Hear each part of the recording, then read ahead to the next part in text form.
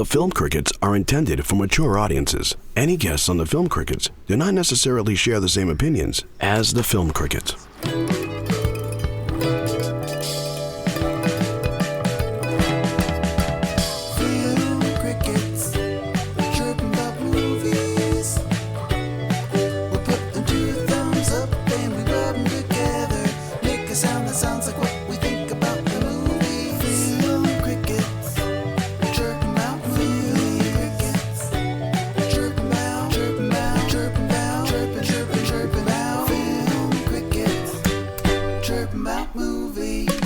It's time for the Film Crickets with Jay Fortier, Chris Martineau, and Melanie Howerton. On this week's episode, Melanie chooses to use her free movie pass to review a movie of her choice with no restrictions. And the Crickets will be getting help from a returning guest, host of the Confronting Columbine podcast, Amy Over. Jay, Chris, and Amy review Melanie's movie pass of the week, the 2013 American supernatural horror film, The Conjuring. Does it stand the test of time? Let's find out. Your Film Crickets are on now. Or we could say, will it stand the test of time? Because it's only about 10 years old. Yep. All right. Well, welcome everybody to the Film Crickets. My name is Jay Fortier, and Melanie's holding up her trivia thing with the backing that shows the cover of The Conjuring. My name is Jay Fortier again, and I am along with my good friend and co-host Chris Martineau. Hello, sir. How you doing, buddy? All right. All right. And along with my good friend and co-host Melanie Howerton. How are you? I'm good. How are you guys doing? Doing all right. Yeah. Yeah, we're doing something different today. Yes, we are. Yes, we have Amy Over back. Well, we haven't had her in a while. I'm not Amy Over back. Amy Over. We're having her back. I just I realized how. I've heard it all, guys. Yeah, no, but I realized how close I said that to your name. Mm-hmm. It's great to have you back. We last time we did Scream, so I figured I was like, I know she likes horror, so let's go with another one of those. Yeah, I had fun watching it. My whole family, we watched it on Friday night. Oh boy, it was a family affair. Good God. Yeah, did y'all play? Did you play the clap game after? Wow. Yeah, you know what? That is the creepiest game. I'm like, who would do that?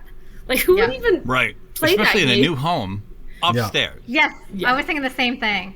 And that's the size of that house. You would never ever find anybody if you didn't cheat and lift up. You could never find anybody. Mm-hmm. Never. No. So what I was saying, we're doing something different this week. Actually, we're going to do it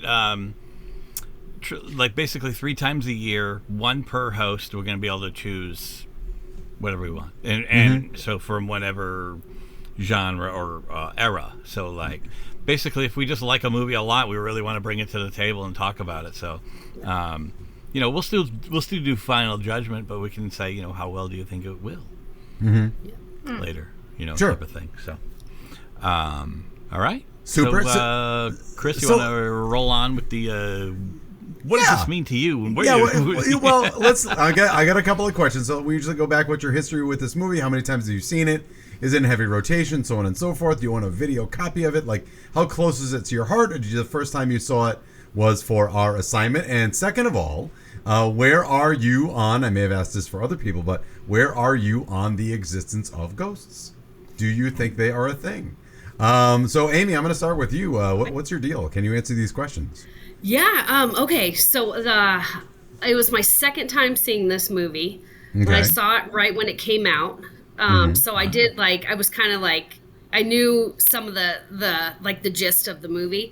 I don't know. It kind of had a different spin on it this second time around. I think it was so scary for me because I do believe in exorcisms and ghosts and stuff. So, and I think that's the scariest part and piece for me is that, I think that there are entities and demons and bad vibes and stuff. So, it kind of, I don't know, and it's based on a true story. It just kind of makes you think hey, some of these events really did happen. So just as a follow-up, and this isn't a supernatural podcast, but I just want to know, have you had an occurrence in your life? I have a lot. I've had so I have like a weird thing where like I talk to people before they die. Like, okay, it's really weird. All right, I'm gonna leave now. I'm gonna go. We'll see you later. I've actually had like a lot of death in my life. Okay, I'm sorry. Me. Yeah.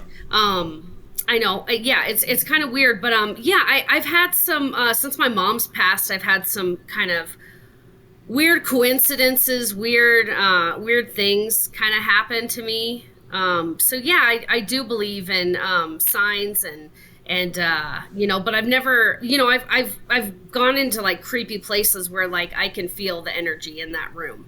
Cool. Or like it's been cold, or there's like a draft, and I definitely am like open to it, and and maybe I've just watched way too many horror films. Yeah. The afterlife is just as they put it on the silver screen, right? Yeah, right. No, I'm just curious about that sort of thing. It's kind of a pseudo hobby of mine, even though I am a man of science.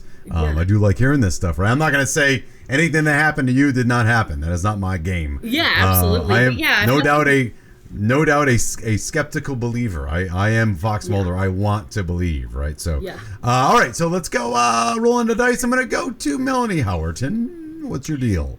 Okay, I don't remember the first time I saw it. Yep. I'm thinking I can't imagine myself not going to the movies to see something like this. So might have seen it in the movies. I just can't remember. Of course, I own it on DVD. Mm-hmm. It's always on TV as well. So I watch it quite often. Okay. Quite often. This is one of the movies that, like, after I'm watching this, if I watch it at night by myself, I'm watching Scooby-Doo after. Before I go to bed. Something like that. Because it is, I will talk about this later, but I think it's probably one of the scariest movies I've ever seen. Yeah. And yeah, I do believe, but I'm skeptical. So I if somebody tells me something, or I'm reading something or a movie, I'm always like, I want to research everything about it and try to find out more. I'm always, I do believe, because I've had a couple things happen to me, and my mom has too. So I do believe, but I also, because I have more of an open mind, I think, with it. But at the same time, I'm always like, okay, that doesn't make sense, or or I don't know. I'm going to be the person that's going to question everything but believe some things as well. Do you know what I mean? Well, yeah, and in the movie, question. Sure, and the movie and the Warrens, who I've watched a lot of paranormal documentaries. The Warrens were a thing. They were a couple. They did exactly what they said in the movie, even though their collection of haunted things aren't quite as spooky. Annabelle is a Raggedy Ann doll, for instance. But yeah, even they would say, like, most of the time it's nothing. Yeah. But then the time that it's not is the thing they don't know what it is. So, Jason, what's your deal? I think I saw it on video. Like, I know it came out in the summer, which you could tell that means they give it a lot of importance. I think where they're like, this is going to be good. Here you go. Like, here's something for the summer horror movie. You know what I mean? So you're like, wow, this is really getting some steam. And it did. It got a lot of people. Little did we know, or myself. I didn't know I grew up one town. You and I both grew up one town over. Yep. From where it happened. I've driven through Harrisville more times than I can count. And Harrisville is a part of Burrillville. It's weird. You were in the Slatersville section too, right? Yes. Okay. So we were in a little town called North Smithfield, but it also got broken down sometimes into little sections. So towns, villages. Yeah, it's weird. I just always find that funny. It's like, which is it? I know. It's already small, and they subdivided the goddamn thing into Glendale. Right. So we lived in Slatersville. Yeah, ridiculous. Even though, so that said Harrisville, Rhode Island, but it's part of the town of Burrillville. And if you've driven in Harrisville, there's no way you haven't driven near that place, but it's just not easy to find. Jay, anything else? Your story on about ghosts? Yeah, sure. I think I've talked about it before. It's like sort of like maybe, but it's not like it's never on the forefront. I'm never hearing a little weird thing in my house and going, oh shit. Oh yeah. No. The biggest thing I'm worried about is like I don't want it to be a human walking in the door. Yeah, that's scarier, right? Yeah, right. So humans are scarier. They can actually hurt you. Well, it's just my thing is if my wife, goes out or something, she's out with her friends, and I'm tired, so I'm sleeping, and then all of a sudden I hear the door open up. I forget for a second that's right, she's out. Wait, what was that? But it's pretty much it. So I think I'm happier because I don't put that ever in the conversation, because I'm not ever worried that I'm going to see a rocking chair fly across the room and hit me. But at least the ghost wants you to relax. My history with the movie is I knew it came out. I didn't get to see it. My kids were still small, so I certainly didn't rent it, and I didn't go out to see it because that'd be a tough get. You got to be, back in the day, it'd be a little pickier about what movies you could actually skip away to see. So Conjuring wasn't on that, even though I'm a big Ghost fan. I bought it in the $5 bin at Walmart. I guarantee I didn't pay full price. I watched it once. The DVD currently resides with my son, who lives with his mother, so I don't have access to the DVD. I did have to rent it again. I had a digital copy, but not anymore. I did not get that part of the divorce, and that's fine. So I had to rent it, and that's fine because I had a great time with it. So I've seen it twice. So I'm the same boat as Amy. I've seen it twice. Again, I am my take on ghosts is I'm a man of science. I teach high school physics and I teach college physics. I start tomorrow. Both of those things. But I do science all day long, and when I'm at home, I do the furthest thing from science. So I like reading about ghosts, UFOs, Bigfoot, Loch Ness Monster, Bermuda Triangle, because not that I think it's necessarily 100% not true, but I want somebody to convince me. Convince me, I want to know. And I have been on a ghost hunt at Penhurst Asylum in Pennsylvania. Not a lot happened, except some flashy lighty things lit up, and I heard things through a broken radio. But besides that, and I'm never going to tell anybody they did not experience what they experienced, because I wasn't there. So I don't know. What makes me mad about those ghost hunting shows and everything? When you went on it? Yeah, to me, it's the dumbest thing, because just because you're going there with some flashlights or whatever doesn't mean anything's going to happen. You could live in a haunted house and something might occur once a month, whenever. It could be any time. You have no idea if something or when something's going to happen. So the fact that they're going there and they're like, yep. We're going to record something tonight. It doesn't happen. Okay, sure it is. So, Amy, let me make an analogy. You've seen Twister, which we're going to do pretty soon, right? Yeah, I haven't seen that in a long time, though. All right, so Twister, they see 5 tornadoes in one day. Yeah. Yeah. And that's the same, so this movie is the Twister of ghost movies.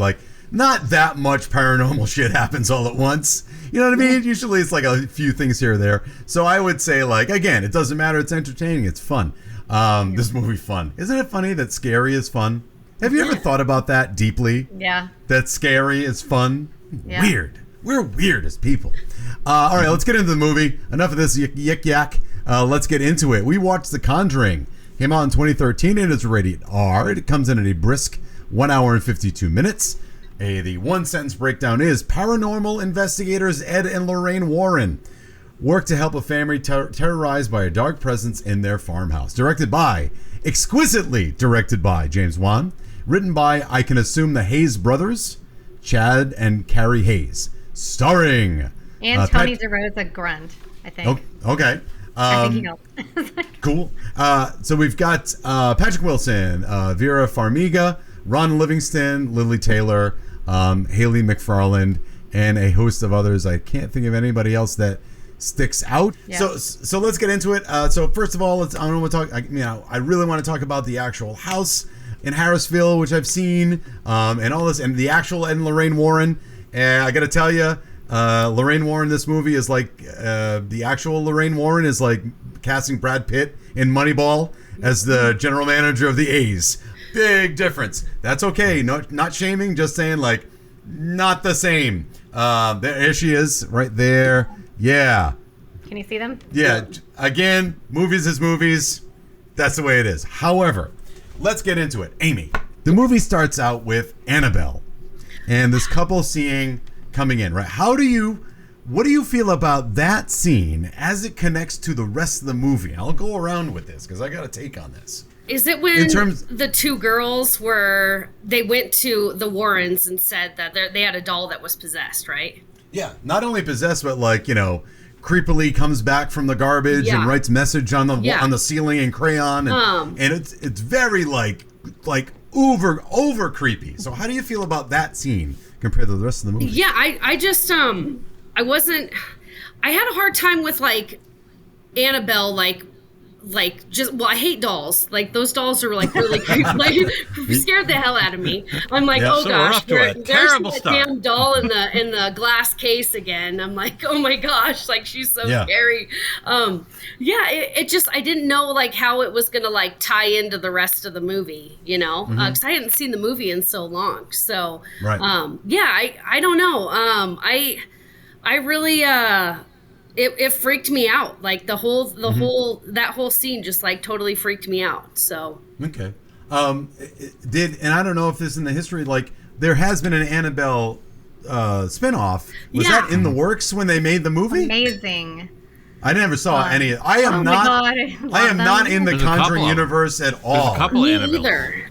I love literally this entire franchise. I'm in love with them. All right. And it's amazing. The actual Annabelle doll was a Raggedy Ann doll. And then they had to make it look creepier, and probably they also didn't want to get sued. I don't know. But they had to change the doll up a little bit. But good choice. I would say. Because the crack in the eye. That ugly doll. I don't the know. Warrens. And the room that the Warrens have with all of the artifacts and stuff. Don't touch it. And their daughter's like obsessed with that doll. Like, and I'm just like, there's so much going on in this movie, you know, that you're just kind of like, okay, where's this going to go? And, I don't know. There's just a lot of like paranormal, just weirdness going on. And and then it goes to the, is it the parents or that family with the 5 daughters and stuff? Yeah. So the Perrin family. My take on this is first of all, that scene is over the top. Yeah. Like the fact that you're opening with a little note written in child's handwriting. It says "Miss me?" ? And then the note keeps coming back, and then the door is open, and there's crayon all over the place. Like it's almost over the top. Like to me, it gives you, and this is my point. Is this James Wan is very good in this movie of getting your senses up and then tweaking them with a misdirect. He's very good at misdirection. He's baiting you to feel afraid and then makes you scared a different way that you weren't expecting. And I think, to me, that opening scene is almost comic booky, over the top, scary. Like you're expecting a doll. Like it's almost like Chucky. Like Chucky in and of itself is. I mean, granted, he's not saying "I'll kill you, bitch" and all that stuff. But the fact that it's a doll and it's so crazy what it does. And you're thinking the whole movie is going to be that bananas, and then it's not. It turns into a haunted house movie with a slow burn. So to me, watching it a second time, it sets it up like, oh, this is just going to be like goofy horror stuff. Yeah. And then they abandon it and go with the Perrins and let it kind of build slowly. It was a very interesting misdirect. Yeah, you explained that so well, because I just was like, okay, is this movie about this creepy little doll? That's going to, like Chucky, but you explained that so well, like exactly. I know that's just what I thought, like, and so when it was scarier, like I was like, this is creepy as fuck. I mean, I can't even, the way that, first of all, guys, haunted houses. What are the creepiest parts of haunted houses? I'll go around like anybody chime in. What are the creepiest parts when you were a kid? Where did you not go? In your house. You don't run upstairs. Nope. First thing. Basement. You never go in the basement. All right. Like that. Attics, yes. Attics, closets. I know everybody in here, if you ever had access to a wardrobe, you hid in the wardrobe. Right? Yeah. Like absolutely. Or if did you ever have, like, as a kid, you knew something lived in the closet or under the bed? Like you knew. Oh, yeah. I remember distinctly, like, I know something lives in the closet. Nothing lives in the closet, but because you can't see it, and he's doing that.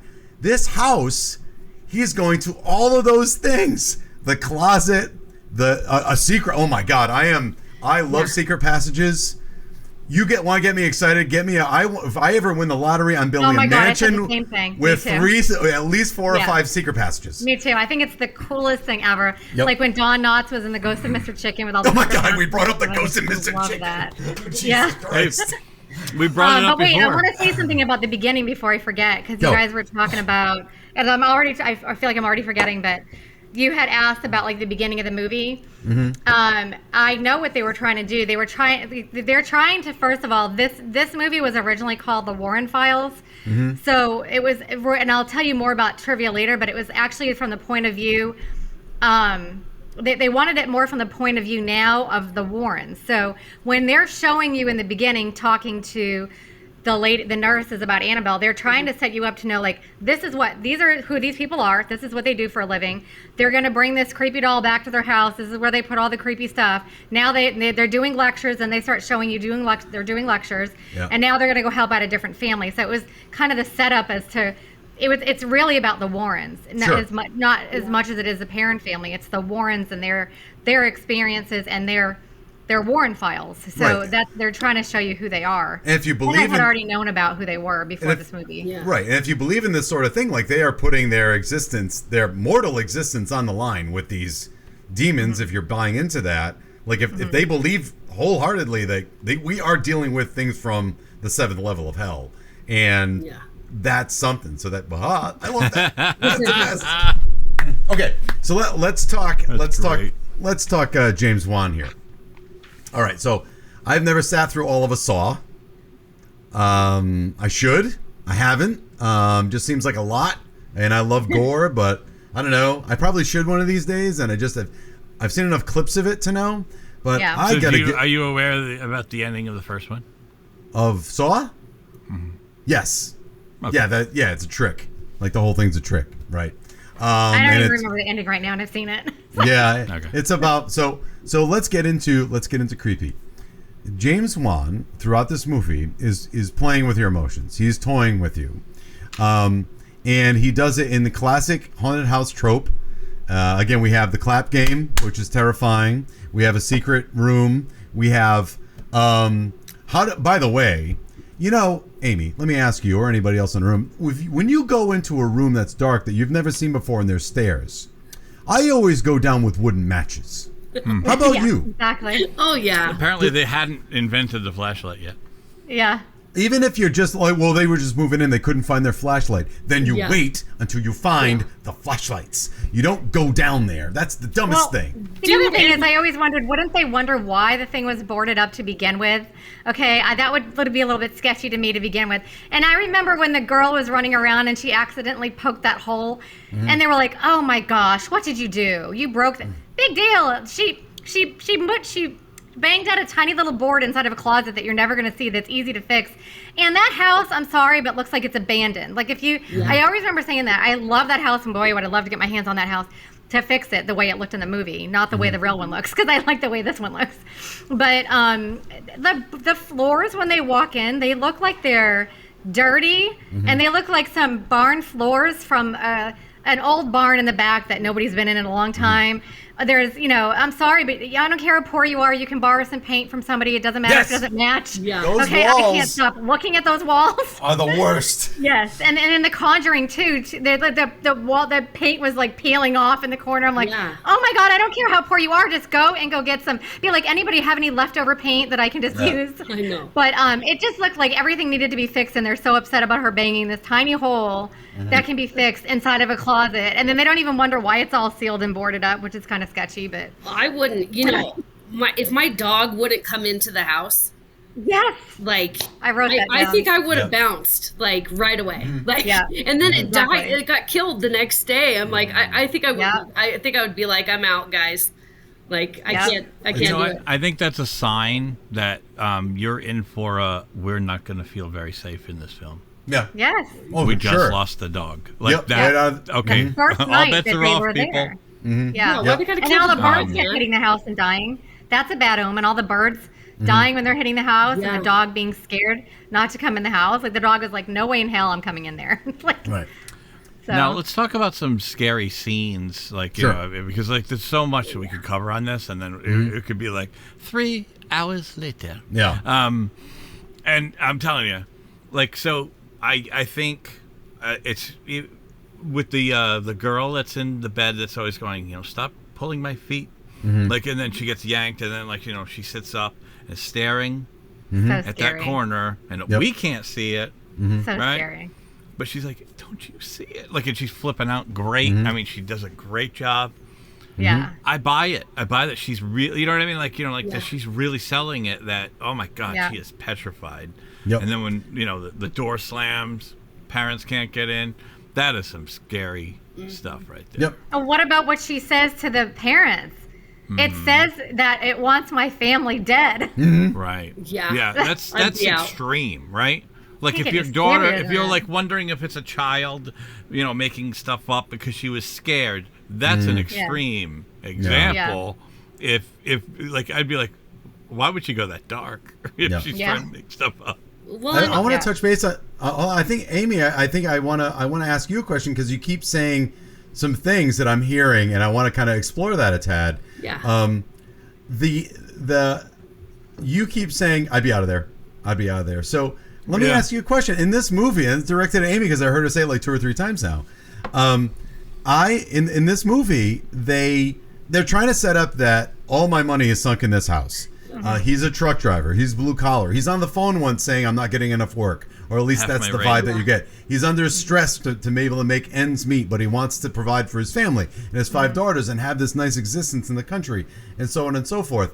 And so, Amy, I ask you if A, did you buy that rationale, and B, what would you do in this case? Would you stay? Would you try something else? Like, I'm getting this vibe. Like, if it were you. I would get I don't care how poor I was, I would get my whole family out of there. I mean, like, weird stuff happens at 3:07 every night, and like the clocks all stop at 3:07. Their daughter is like sleepwalking at night and like banging her head on the armoire and like just like weird, and the mom has bruises all over her and stuff. I mean, I just get the hell out of there. Like, Well, it freaked me out. you know what? It made it very realistic, like they did a really good job of like just setting up the whole haunted house. Well, they're trapped in more ways than one. They are spiritually trapped. They are trapped with each other in the middle of nowhere, and they're trapped financially. Yeah. So they are And all most trapped. of the reason because there's 5 kids. It's not just like But 2 let's of them. not- It's 5 kids, 2 adults. That's 7 people. Like he said, not many people are going to take in a family of 7 indefinitely. I honestly Okay. Even their best friends. I would burn it down and try to make it look like an accident. That's what I would do. But let's all right, so we all agree that's what we would want to do. Yeah. And that is also a trope that we all yell at the screen, go, just leave. They joked about, Eddie Murphy say, why do white people stay? In when the house is, haunted. Except the Warrens came and said, okay, but it doesn't matter. Right. Yeah. If you stepped in gum. So they took, they did that for our sake. Yep. Yes. They did. They said that for us because like how many people were going, just get the fuck out, man, Yeah. run, right? Yeah. And it's like, I agree. I would also try it. I get it. I know it's supposed to follow me, but I want to see. If it's got some, Nikes on or something. I want to run.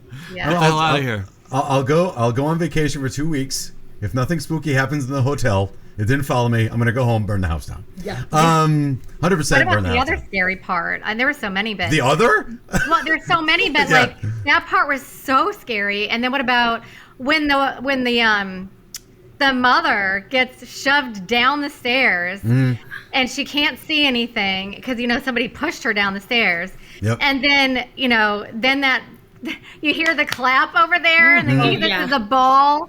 And like the ball gets thrown at her, and he's like, "Oh, you want to play a clap and play?" And the clap, like this is right behind her head. Like, right. Okay, Oh my God. so let me ask you a question. And that's what, wait a minute, you can ask the question. That's what I mean by misdirect.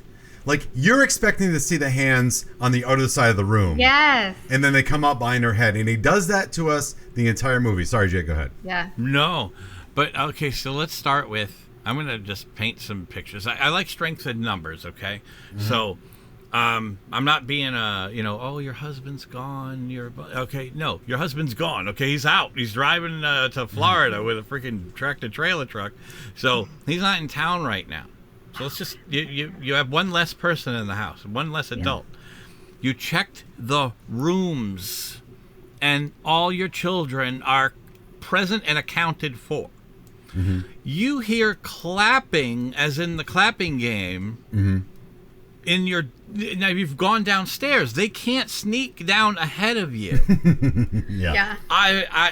No, I'm not poking my head in that basement. Yep. No. Yeah. And I know it's around the time when 911 was invented, but I would still at least sort of like, hey, someone else want to show up to this residence? One of my favorite parts is right after what you just said. I know. One of my favorite parts is literally right after you just said, because it was so funny how like the husband pulls up, he hears tons of screaming, he runs in the house, his wife's banging, she's locked in the basement, she's screaming, she's locked in the basement, kids are screaming upstairs, he runs upstairs, she's rolling around, there's nothing on her, everybody's screaming, and he goes, would somebody, goddammit, tell me what's going on in here? Yeah. Like, I just thought that was so funny. I just loved that. Was the funny part to me. How do you want me to answer this question, hubby? Yeah.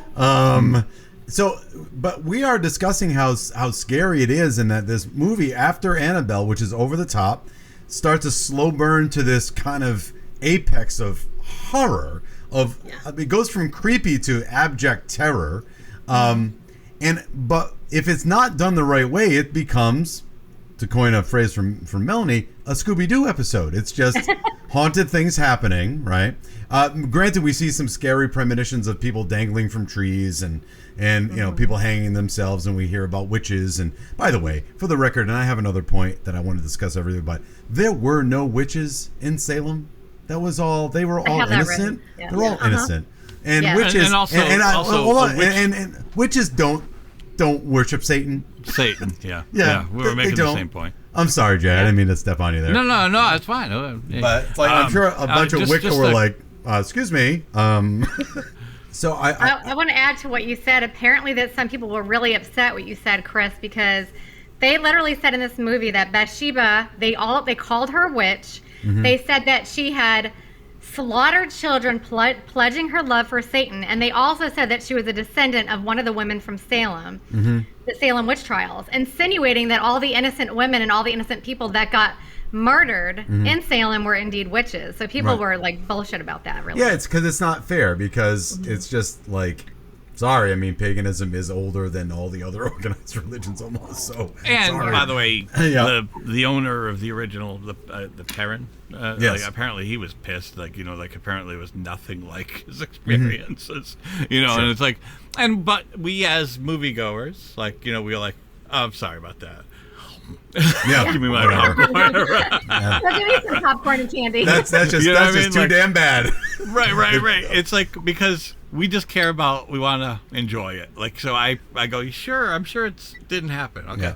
Well, it's like, to Melanie with the ghost hunting shows, like, if you actually go ghost hunting, it's just boring as fuck. Like, nothing happens. So you've got to goose it up a little bit. Like, if you actually read the history of the Harrisville home, like, it's not quite as much fun as this, but whatever. It's a movie. Who gives a shit? So anyway, my point is this. It's creepy.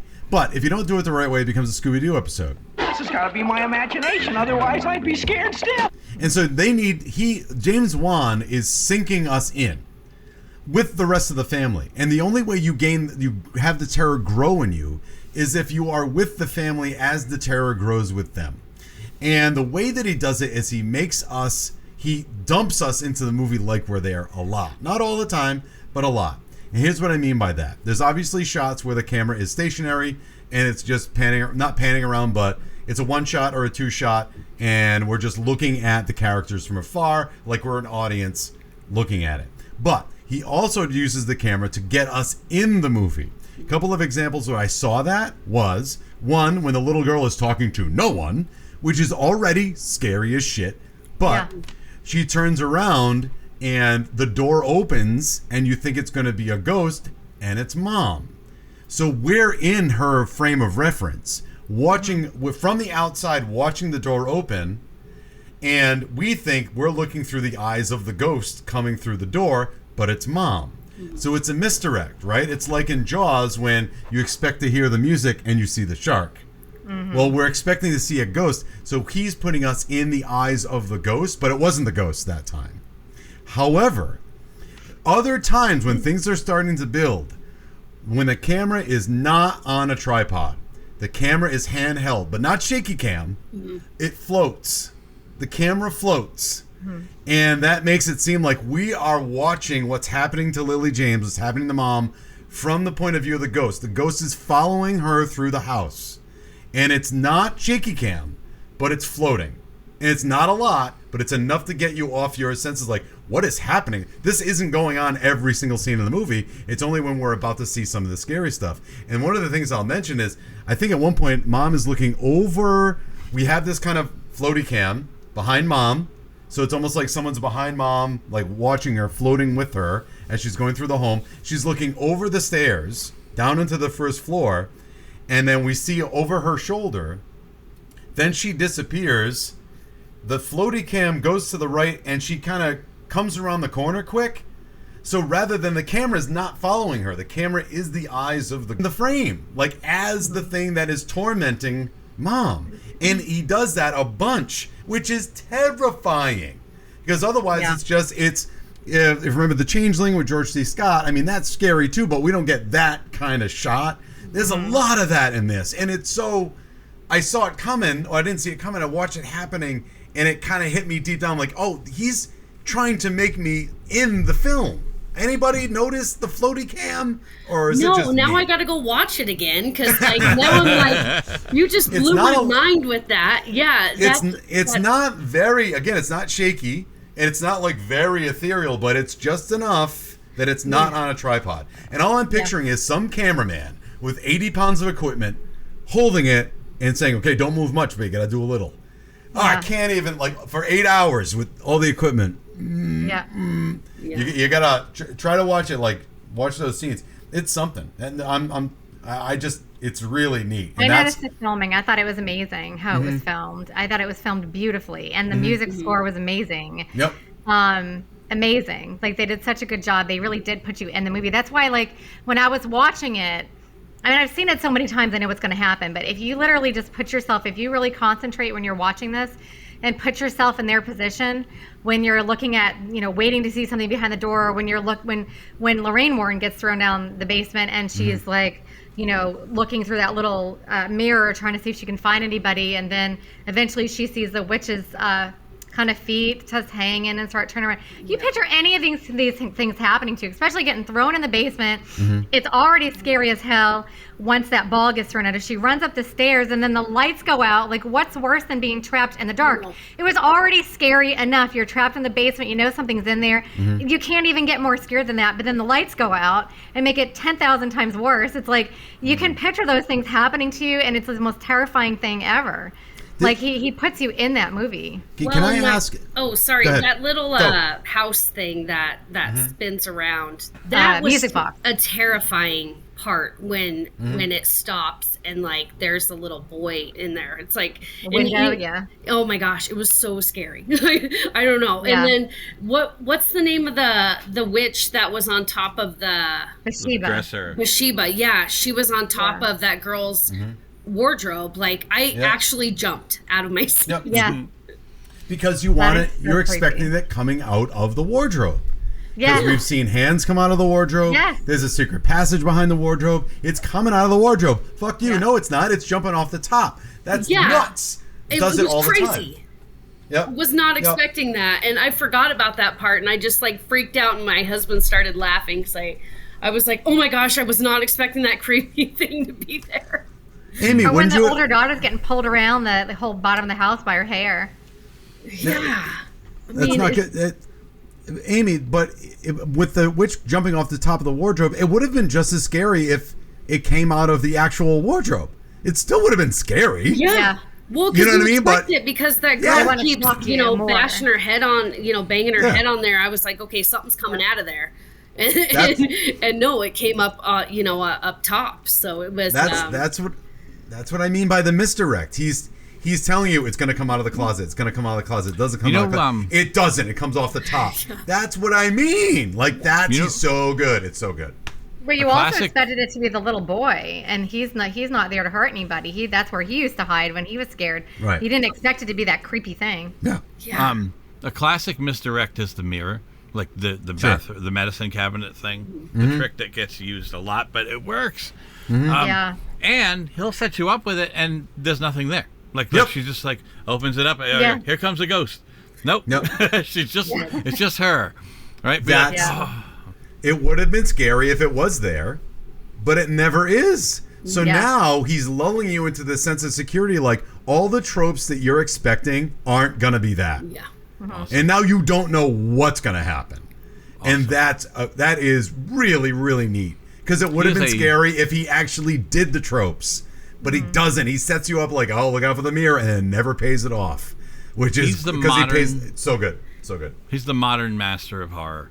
Yeah. It's really good. Like really I would like if you wanted something to be remade, type of thing, I'd be like, oh, thank God he's doing it. You know, like because you trust the work. You know what I mean? Yeah. Like, I don't know. So, I feel like they do that a lot with like 80s movies with Friday the 13th though. Somebody will hear something and they think it's something scary and they're setting you up for something scary and then they throw a cat onto the screen and you can tell the cat's been thrown into the air. And then you can hear somebody going meow in the background like ADR. You know what's funny ADR though? Meow. That trope of the cat going Rawr! Like it's always like full-fledged pissed when you open the door or the window, and it's like how many cats do you know that just get angry instantly when you open the door? Fly through the air. I'm just gonna like land in your lap, like on your face. The biggest one I ever saw for that, I think it was Friday the 13th 3. Is that the one where or is it 5? Which is the one where it was the EMT? 5. Oh, it was 5. 5. I'll never forget that because the waitress was in the diner and they just took some cat and they literally threw that cat into the dining room chair. It's like a cat would not just go flying in the air for no reason. Right. First of all, why is he in the diner? And then he smashes up against the cats can jump pretty good. They're not gonna fall into the dining chair like that. You're right. That's they're great. They're pretty graceful. Yeah. So hey, we've explored a lot of the creepy stuff, and I want to explore the end. So we've gone through a lot, and the Warrens are there to help, and we've come to find out that it's not just ghosties. It's like Satan worshiping ex-witches that want everyone dead because hail Satan. So it's all coming to a because devil whatever. So it's all coming to a head, and poor Lily James. Playing mom. Oh, yeah. Man, when she auditioned, they must have said, we need you to scream. And we need you to scream like you're being possessed and ripped apart from the inside. Could you do that? And then she does it. And then, could you do that again? Maybe 6 more times. How many take? I can't. The physical stress she puts herself under to yell like that. Because that's not fake. That's her screaming. Is really something. And I want to say that, for me, the movie became less creepy or less scary at the end because now there's no more creepy. It's just, she's inside of you. You have to fight it. You got to fight it. And then I condemn you, Satan, to get out of that person. And it's just, to me, like, not that it didn't pay off and I'm not complaining about the end, but all the creepy was gone. And I was just like, well, okay, it's obviously going to end now. What do you guys think about that? I mean, did you feel the same? Not that I didn't like the end, but I was almost let down, like, oh, all the creepy just got sucked out of this because we have to end this with screaming. I always remember not liking the end. Okay. I always hated the end of it, and I told Jay that. And every time I watch this movie, I turn the volume down to like 12 because I can't. Oh, the volume it just goes on for too long, and I literally just can't stand it anymore. It's like nails on a chalkboard when you're hearing other kids screaming in a supermarket and you're just like, oh God, I have to go somewhere else. It's like, it just went on for just a little bit too long, and I always turn it down. I'm like, oh my God, shut up already.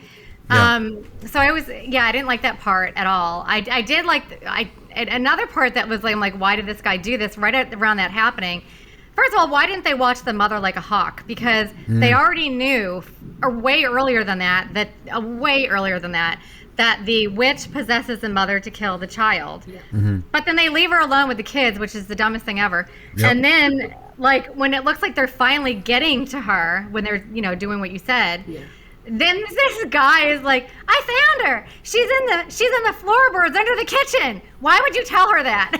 Like, so then, of course, she's like, now she's trying to kill her kid. And I don't know how you could ever look at your mom different. I don't care if you're, you know, your mom's all better now. After seeing your mom look the way she did and try to literally physically kill you, wouldn't you always think in the background of your mind that she could flip her lid one more time? Like, how do I know I can trust her? Like, I don't know. I don't know how they could ever look at her ever the same. But I know I went off tangent there. But no, I agree with you. The ending, I never liked that ending as much. It was a good ending, and that's where it needed to go, I think. But it went on for a little bit too long, and I just didn't like that one part. And that's why I didn't, like, when I first watched the movie, I loved the whole movie, but after I saw that ending, I almost forgot about how good the movie was because I didn't like the ending that much.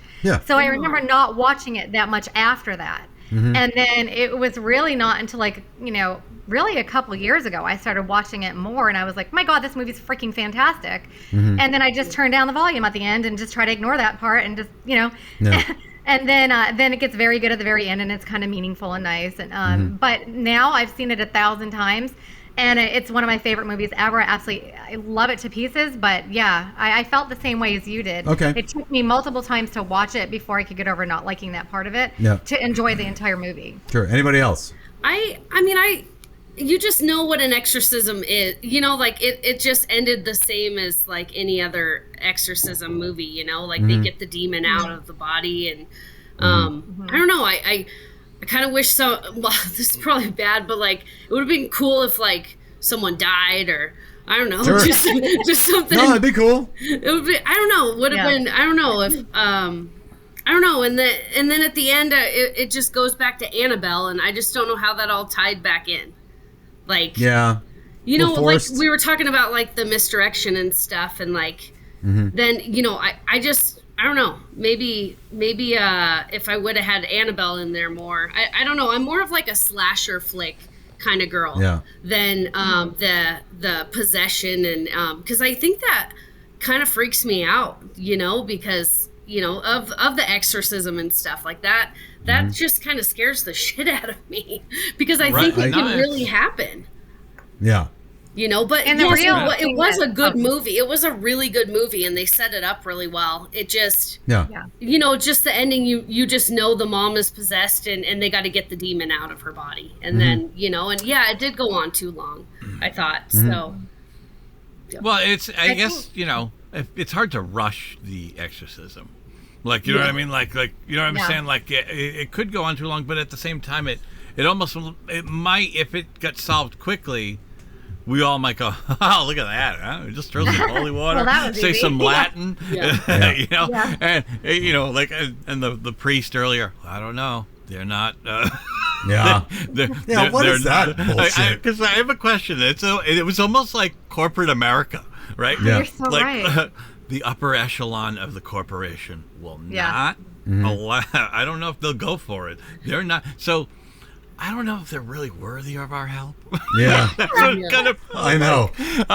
So all right, but at the same time, movies tend to always get, like, you know, they start at a certain pace and they build, and the end usually is, you know, that the top of the crescendo. So like, I think it was kind of, and a good way to look at it when it comes to the ending, if you want to enjoy it more as far as being a little more invested,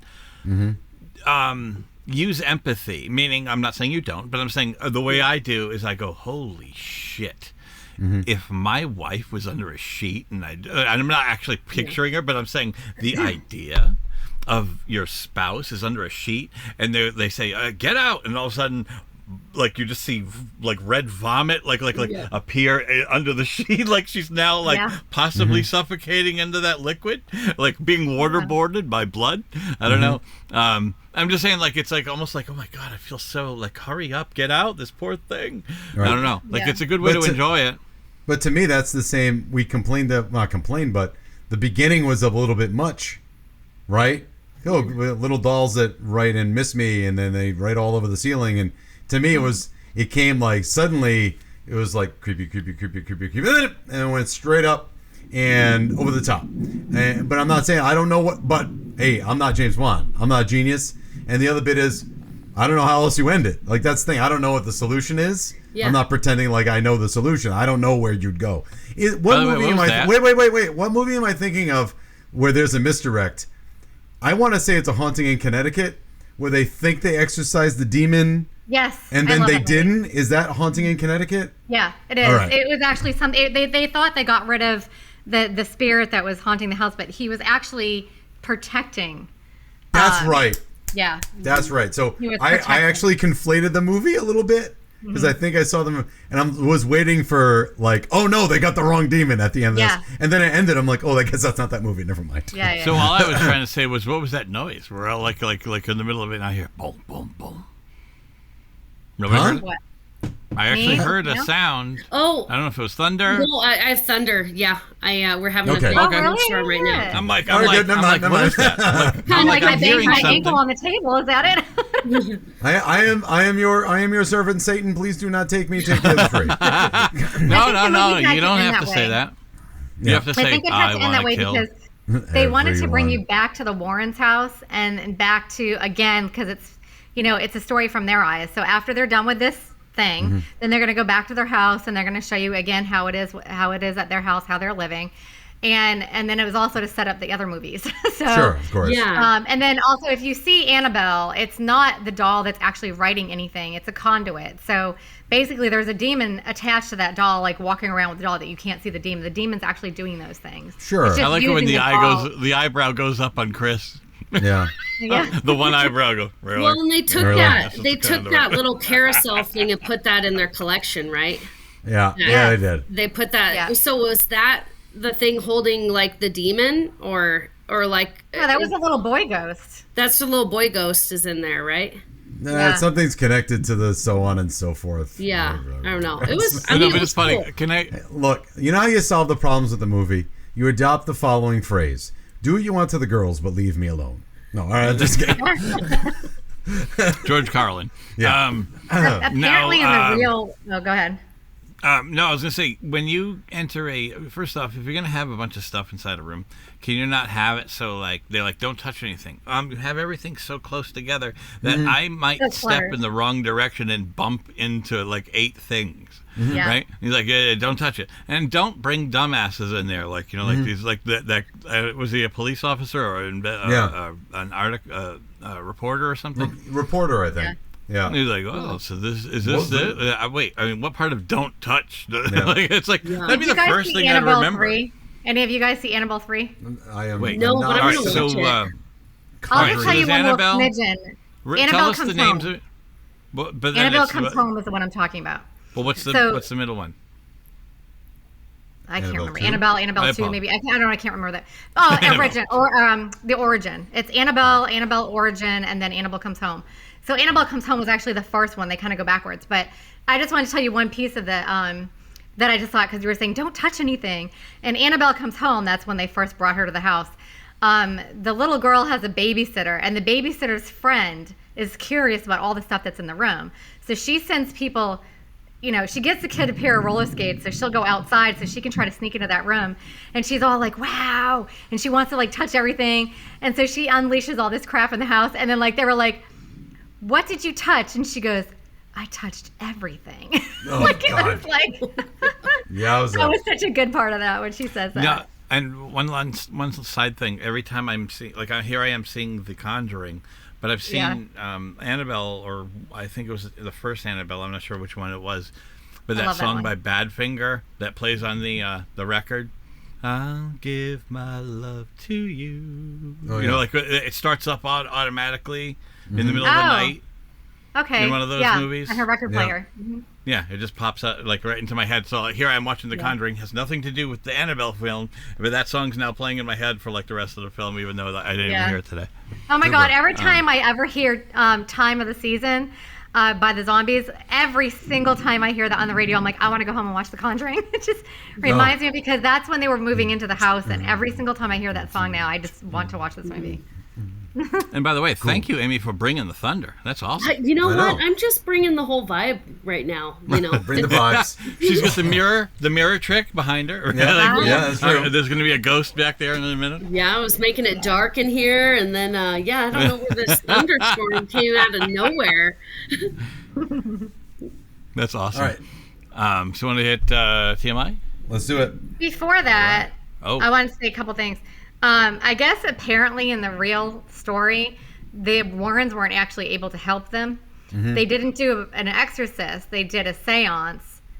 And apparently the mom flew up in the air with the chair, and one of the daughters was seeing that. She did say she couldn't look at her the same anymore. Okay. But they were told to leave because the father didn't want any more damage to the mom being done. But they kept trying to help them, but they couldn't really help them that much. Okay. But I just think this part is really nice. I read on the internet somewhere else, the daughter of Lorraine Warren, because you know that her dad had a heart attack before he died, and so I guess at one point he wasn't really in the house, and it was just a mom, and they said that she said that after my dad collapsed, he was a full care patient for 5 years, so he wasn't even there. He was in the house, but he's not really there. She said, my mom would take these phone calls in the middle of the night and sit and talk to people. We wanted to change the house number so many times, but she would not let us. She would sit and talk to people until they were comfortable enough to go to bed at night or go to sleep. Or if they felt, okay, this will work, I'll try this. She said, so we'll talk to you in the morning, and then she would get back to them later on. But she used to sit there and take phone calls all the time just to put people at ease so that they could go to sleep at night. And I thought that was really sweet. Wow. I just had to say that. I thought that was the nicest thing. That's cool. Yeah. Wow. That's great. I can't say I do that. I just want to get some sleep. Yeah. It's time for TMI with Melanie. Listen to this. I am in the bathroom right before the movie starts. And I'm in the stall, and there's no toilet paper. Mine are at home in a display case above my bed. TMI, my friends. TMI? Too much information. Don't go there, but that's lame. Now, here's Melanie with your timeless movie info. All right, Melanie, Okay. give it to us. So the budget was $20 million, and it grossed $319.5 million. That's a lot. Shit. Yeah. And it spun a ton of movies after that. It's like one of the biggest horror franchises ever now, which I love all of them. Producer Tony DeRosa Grund wrote the original treatment and titled the project The Conjuring, and tried to get this film developed for 14 years. It said he allied with producer Peter Safran, and sibling writers Chad and Carrie Hayes were brought on board to refine the script. They changed the story's point of view from the Perron family to the Warrens. The brothers interviewed Lorraine Warren so many times over the phone to clarify details, it became the subject of 6 studio bidding wars. To prepare for their roles, Vera and Patrick went to Connecticut to spend time with Lorraine. They actually spent 3 days at the Warren home. Lorraine Warren and the Perron family also visited the site during production. Lily Taylor researched The Exorcist 1973 to prepare for her role. Makes sense. Yeah. 8 generations of families lived and died in that house before the parents moved in. Some deaths included documented suicides, hangings, poisonings, a rape and murder of an 11-year-old girl, drownings, 4 men who froze to death. Most deaths occurred within the Arnold family, from which Bathsheba Sherman was descended. Rhode Island did not have a law to disclose any kind of information to the buyers at that time. Not sure if there is one now. But I know in a lot of states you don't even need to say anything unless somebody actually asks you that specific question. There are, I think, some states there are laws on the books you have to say if there's a rumor it's haunted. Yeah, if it's I have haunted, heard yeah. that. Yep. Yeah. Hey, question though, do you Yeah. wouldn't you like to, at least if you're going to buy a home, know what the basement looks like and what's in it? Sure. Yeah. Yeah. Yeah. Yeah. I think they were hiding it. Yeah. The house just looked like it was condemned to me when he saw it. Yeah. Not safe for anyone. Yeah. Yeah. Tetanus it was beautiful, shots though. for everybody. Yes. Yeah. All around. Okay, so Andrea Perron, who is the eldest daughter, also wrote a 3-part book based on her experiences in the house titled House of Darkness, House of Light. Some of her experiences in the book also appear in the film. She believes that the spirit to be Miss Arnold, the former owner who hung herself there, who was in her 90s. The film contains no sex, no nudity, little profanity, and mostly bloodlessness, violence, and just a little bit of alcohol, no smoking, yet it received a rating of R. This was solely for its scare factor alone. The MPAA said that there was nothing that they could actually cut or edit out to get a PG-13 rating. They said it was just too scary. When the movie was shown in the Philippines, some cinemas had to hire Catholic priests to bless the viewers before showing it. This was due to some viewers having reported a negative presence after watching the film. The priests also provided spiritual and psychological help to the viewers. And that reminded me of when The Exorcist came out in the movies and they were doing all those crazy things. The film was shot in chronological order. Director James Wan modeled the films in the atmosphere after vintage 1970s horror films. The exterior of the house is in North Carolina, located on the Black River in Pender County. All the interior shots were filmed on a set at Gem Studios in North Carolina. The production team also built that 50-foot tall tree because that wasn't there, which the witch hung herself. The film marked the third movie between James Wan and Patrick Wilson. The pair also worked together in Insidious 2010, Insidious Chapter 2 2013. Lots of strange and creepy little things happened to the crew, actors, and producers, and Lorraine and the pair of family members during the production of the film. Strange winds kept going through the set for no reason. Claw marks kept showing up on screens and on Vera's skin. Bruises and blood disorder, like the mom, but for real, kept happening on Joey King.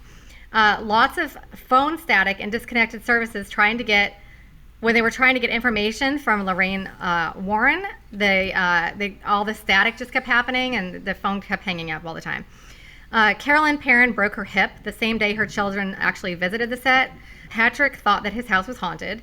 Vera continued to wake up around 3 a.m. every day. One night when James Wan was working on the script, a puppy he had just adopted started staring at the empty side of a room and began to growl, and then followed something around the room that was not there, and he did not see anything. You know how you saw the Warrens room with all the artifacts? Yeah. Well, they set up a room to look just like that, and they said that the artifacts kept moving around the set. And again, that reminds me of things that when they were filming The Exorcist, or Poltergeist, they were always saying some weird stuff happened. At the end of the movie, Lorraine Warren gets off the phone and tells Ed Warren that the priest wants to discuss a case on Long Island, which is the Amityville case, which was the basis for Amityville Horror in 1979. But that also shows, an error on the timeline because this was 1971 and Amityville did not happen until 1979. But I thought it was kind of cool that they added that. This film not only marked the second time composer Joseph Bashira, sure, has scored a James Wan directed film, but not only was he doing the music for the film, but this is the second time he also played a demon figure for Wan. He actually was the person who portrayed Bathsheba in this movie, and he played the lipstick-faced demon in Insidious 2010. Cool. Isn't that kind of cool that he neat. did the music score and he decided to do those two things too? All right.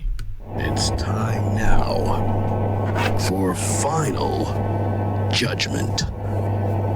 Are you ready to rubber stamp this bitch? Here's the Final Judgment.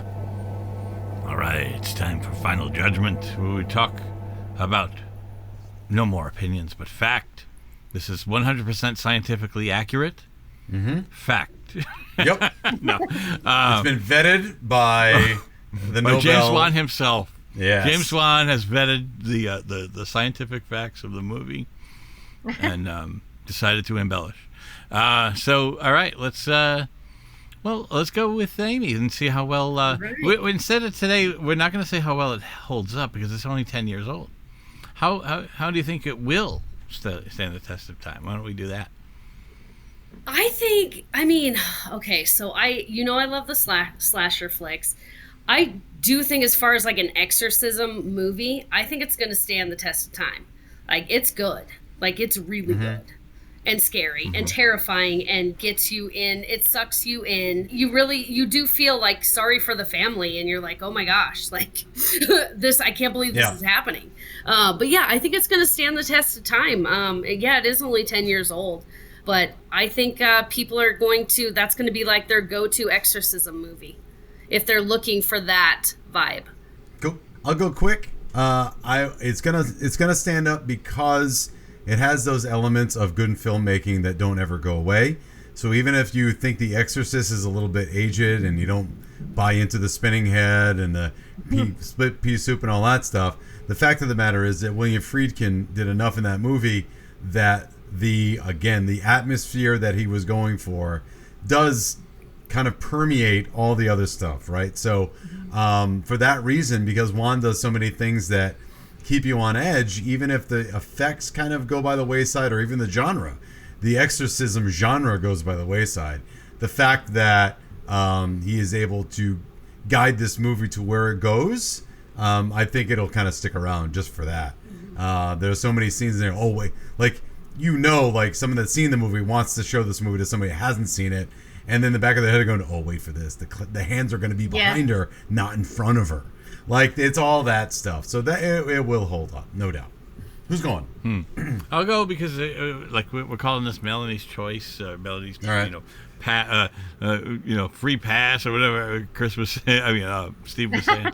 So I've always talked about period pieces, and this is another one that that will, I think, also help with its strength, because it's already showing the past. It's not showing 2013. It's showing 1970 something. So you're already. He gets you scared, like I said, all different ways. It's not typical. He doesn't stick to the old, and I think that's what's going to give it some strength. So it's a fun movie if you're into horror. If you're not, then it's not a fun movie. Don't. If you don't like horror, don't bother.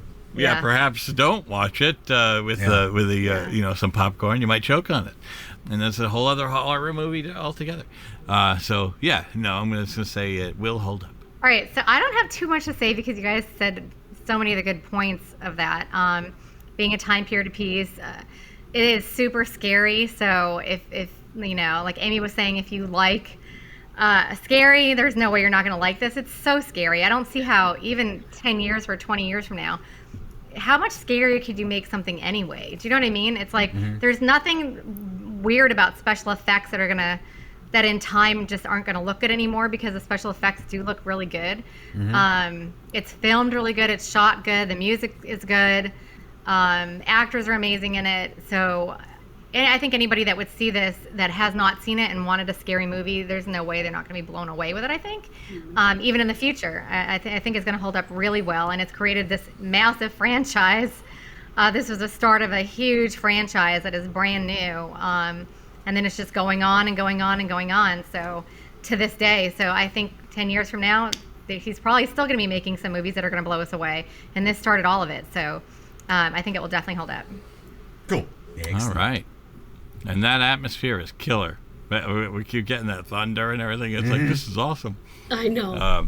Where did that come from? I mean, it was hot out here today, and I don't know where this thunderstorm just rolled through. It's just strange things happening on the Conjuring. Lorraine Warren, she's in the back doing the laundry, and all of a sudden the clouds just come in. So apparently, the demon has control of the weather as well in the laundry. And the laundry. That's right. So I will make your sheets wet. That was a spooky part too. Just thinking to have the sheet go into a figure of a human form, that was really creepy. Which is tropey. Ghost as a sheeted person. True, right? Is not cool. Scary, but that's scary. Yeah, because it just wrapped around the image first, the the shape of the person that went up. That was great. And hit the window that wanted her to look at. Yep. So good. Yeah, it was really good. Well, that was our show, everybody. I'd like to thank Amy Over for joining us once again. Thank you so much for being here.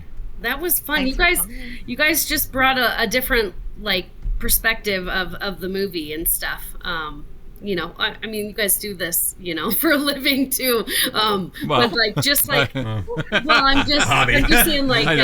you just brought a different perspective that I got to go back and watch it again about, the camera angles and stuff like that. I didn't even think about that. Check it. That's how good he is. You didn't. I don't think most people would see it. Just you gotta watch it's supposed to be subtle. You have to watch it again. Yeah. Okay. I really do. Let me know what you think. think. Like Melanie one day. Conjuring 2 and check that out next. So Conjuring 9 and Nun 4 and No, Melanie. If you one day you'll be like Melanie, you'll use it to go to sleep. Yeah. I'm just kidding. She doesn't do that. She watches Scooby-Doo. I do that for like Screams and Friday the 13th and Halloween. Halloween 3. She does that with Halloween 3. No, God, I can't wait to do that. Oh yeah. I haven't shown the audience I'm telling this you, yet. I swear to God, I think I have that mug. I'm gonna have to go look. I'm almost positive I have that mug. Yeah, I gotta go get me one of those. That's pretty cool. Cute. Oh, by the way, Amy, you got anything going? Like you have the what's that? It's the something project. Forgive me for forgetting the name. So I actually left the Rebels project. I still am like a huge advocate and supporter of them, but I started this Survivor's Path. And so I work with 3 other mass trauma survivors, and we're a trauma and resiliency group, and we go and public speak on our trauma. So, and hopefully sharing our stories will help others on their journey in healing. Great. Oh, that's great. Amazing. Very good work. I just started that, and just I have 4 kids, and just raising kids right now too. So it's been really busy. Wow. You're like the parent family. I would love to have 5 kids. Yeah, I am like the parent family, and it feels like an exorcism is going down at my house at all times. Like it's like chaos. I love that though. That's chaos. It's going to be an awesome memory. I think it's amazing. It really is. It's fun. I mean, I've got 2 looking at colleges, and 11-year-old. He's a football player, and then I've got a 15-year-old niece as well that lives with me, and they're just busy, and my house is full of lots of laughter and fun. So great. And that's all that matters. That's super. Oh, that's great. Well, thank you again for joining us. Thank you for having me. Mm-hmm. Yeah. Thank you. And I'd like to thank Steve Lavoie for our vocal imaging, and Draco and the Malfoys for our wonderful theme music. And please help us spread the word about the show. Like and subscribe and tell your friends about us, because we do everything we can. I know she said we do it for a living. We don't. Yeah. We'd like to. That would be nice. We'd like to, 3 yes. years running. Yeah. That's awesome. But so we're doing our best, and until next time, movies may not age like fine wine, but we drink it anyway, or coffee. Bye. Chirp about movie.